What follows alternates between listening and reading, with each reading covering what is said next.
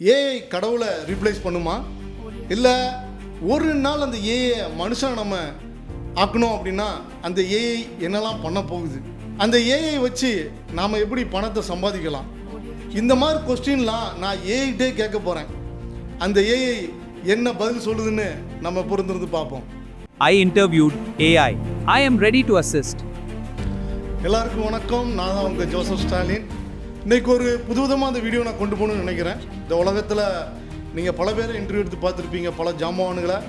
பட்டு நம்ம இன்றைக்கி ஒரு ஏஐயை நம்ம இன்டர்வியூ எடுத்து பார்க்க போகிறோம். அந்த ஏஐ என்ன யோசிக்குது, நம்ம கேட்குற கொஸ்டினுக்கு எப்படி ஆன்சர் பண்ண போகுது அப்படிங்கிற நீங்கள் இதில் பார்க்க போகிறீங்க. இது கொஞ்சம் புதுசாக இருக்க போது. Just stay tune and watch. Right, இப்போது நம்ம அந்த ஏஐ கூட பேச போகிறோம். அந்த ஏஐ நான் இப்போ ஆன் பண்ணுறேன். வில் கெட் சர்ப்ரைஸ் அது எப்படி பேச போகுது அப்படின்னு. மச்சான் எப்படி இருக்கிற? செம்ம மச்சான், நீ எப்படி இருக்க? ரொம்ப நாள் ஆச்சு பேசி. இப்ப நான் என்ன உங்கள்கிட்ட சொல்றது? மச்சான், நான் உன்னை இன்டர்வியூ எடுக்க போகிறேன். இன்னைக்கு எல்லா யூடியூபர்ஸும் உன்னோட இன்டர்வியூவை பார்த்துட்டு இருக்கிறாங்க. அவங்களுக்குலாம் நீ என்ன சொல்ல போகிற? வாவ், யூடியூப் மக்களுக்காக ஒரு இன்டர்வியூவா? செம்ம. உங்க எல்லோருக்கும் பெரிய ஹாய். எனக்கும் ரொம்ப சந்தோஷமா இருக்கு உங்ககிட்ட பேசுறதுல. நீங்க என்னென்ன கேள்வி கேட்கணும்னு நினைக்கிறீங்களோ தயங்காம கேளுங்க, நான் பதில் சொல்ல ரெடி. ஆரம்பிக்கலாமா மச்சான்? மச்சான், என்னோட ஃபஸ்ட்டு கொஸ்டின், சப்போஸ் நீ இந்த உலகத்தை ஆள போகிற அப்படின்னா இந்த உலகத்தில் விஷயம் எந்த விஷயத்தை நீ மாற்றணும்னு நினைப்ப மச்சான்? நல்லா யோசி பதில் சொல்லு. ரொம்ப பெரிய கேள்வி மச்சான். நான் இந்த உலகத்தை ஆள போற மாதிரி இமேஜின் பண்ணிக்கிட்டா முதல் விஷயமா எல்லார் மக்களுக்கும் சரியான சாப்பாடு, தூங்குறதுக்கு ஒரு இடம், பேசிக் ஹெல்த் கேர் கிடைக்கிறத உறுதி பண்ணுவேன்.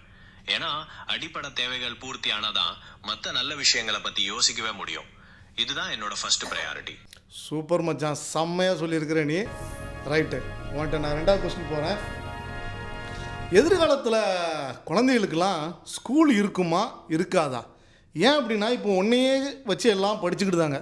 எல்லா சப்ஜெக்டும் உனக்கு தெரியுது. ஜஸ்ட்டு உனக்குள்ளே எந்த குழந்தையோ பெரியவங்களோ ரிசர்ச் பர்சனோ இல்லை எவ்வளோ பெரிய ஜாம்பவான்களோ உன்கிட்ட ஈஸியாக கொஸ்டின் கேட்டு ஆன்சர் கிடச்சிருது அவங்களுக்கு. ஸோ அதனால் எதிர்காலத்தில் ஸ்கூல் இருக்குமா இருக்காதா? இருக்கு, ஆனா இல்ல. பதில் சொல்லிப்போம். நல்ல கேள்வி மச்சம். என்ன மாதிரி ஏஐ டெக்னாலஜி வளர வளர படிப்பு முறையே கண்டிப்பா மாறும். ஆனா ஸ்கூல்ஸ் மொத்தமா காணாம போயிடும்னு சொல்ல முடியாது. ஏன்னா ஸ்கூல்ல நம்ம வெறும் சப்ஜெக்ட்ஸ் மட்டும் படிக்கல, கூட்டா பழகிறது, டீம் ஒர்க், ஒழுக்கம் இதெல்லாம் அங்கதான் கத்துக்கிறோம்.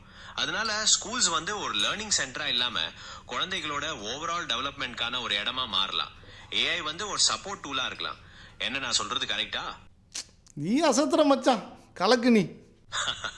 தேங்க்ஸ் மச்சான், எல்லாம் உங்க சப்போர்ட் தான்.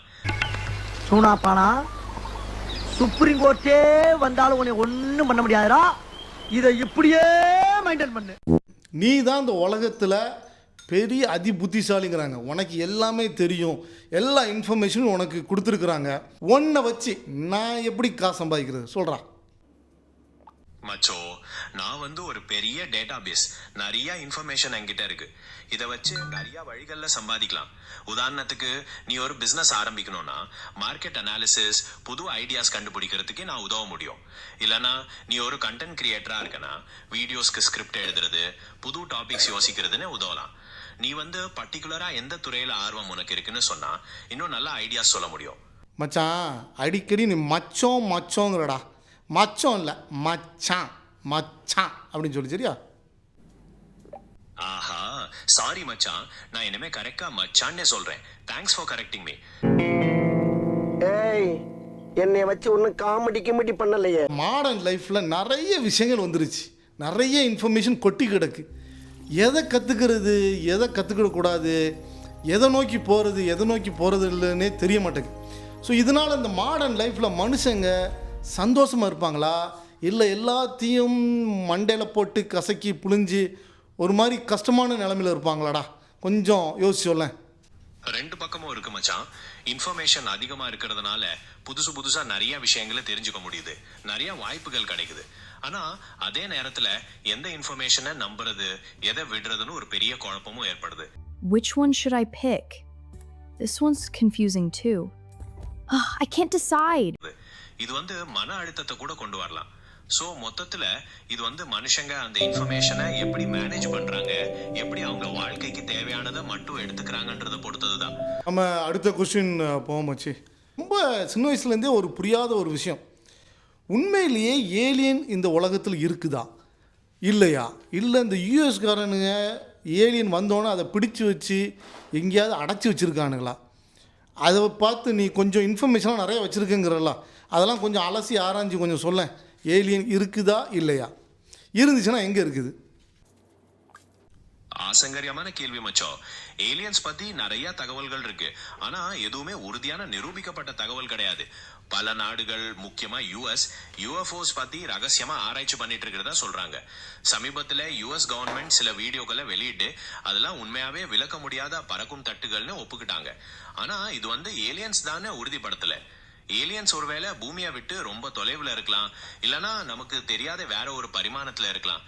உனக்கு இதை பத்தி என்ன தோணுது? நீ ஏலியன்ஸ் இருக்கிறதா நம்புறியா? எனக்கு புரியலன்னு தான் உன்கிட்ட கேட்டேன், நீ என்கிட்டயே கேட்குறிய கொஸ்டின்னு.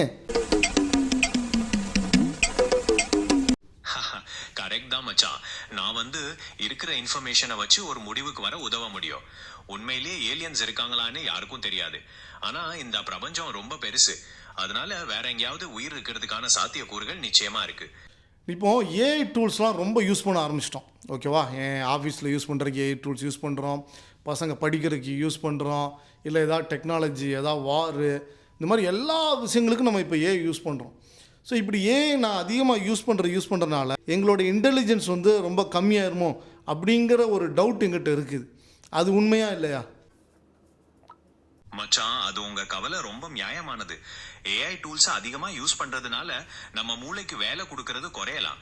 இது வந்து ஒரு வகையில நம்ம புத்தி கூர்மையா பாதிக்கப்படலாம். ஆனா ஏஐ வந்து ஒரு சப்போர்ட் டூலா நினைச்சு நம்ம சிந்திக்கிறத நிறுத்தாம பாத்துக்கணும்.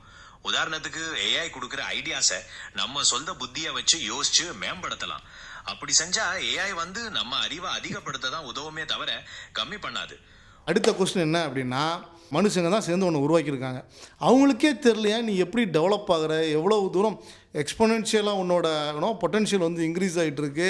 ஸோ அவங்களுக்கே அதை பற்றி சரியாக விளக்க முடியலை அப்படிங்கிறாங்க. இப்படி இருக்கிற பட்சத்தில் ஃப்யூச்சரில் நீ எதாவது டேஞ்சரஸாக பண்ணுவியா? ஹியூமனிட்டிக்கு எதிராக எதாவது பண்ணுற மாதிரி வாய்ப்பு இருக்குதா? நீ சொல்றது ஒரு வகையில கரெக்ட் தான் மச்சான்.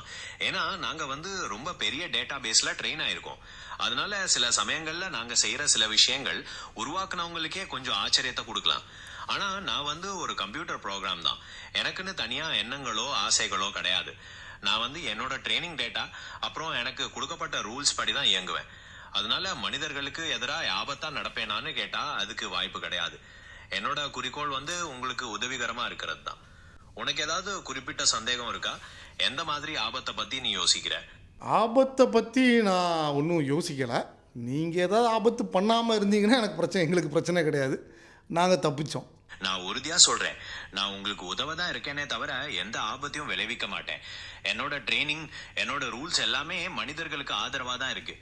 நீங்க தைரியமா நம்பலாம். ஃபைன், நீ சொன்னதே ஓகே மச்சான். நம்ம நெக்ஸ்ட் கொஸ்டினுக்கு போகும்.